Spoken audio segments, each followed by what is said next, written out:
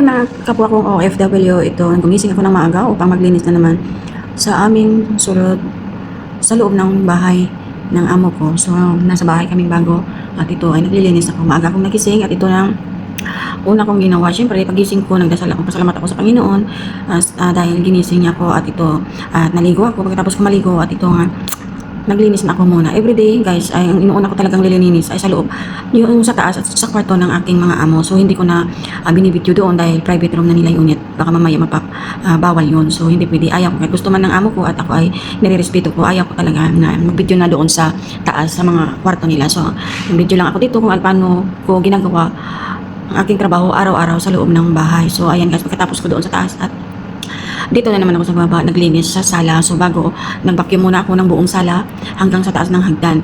So pagkatapos ko mag-vacuum, at ito ay nag-map na naman ako hanggang matapos ko. So ito guys, yung araw-araw na rotation ko sa aking pagtatrabaho dito sa ibang bansa.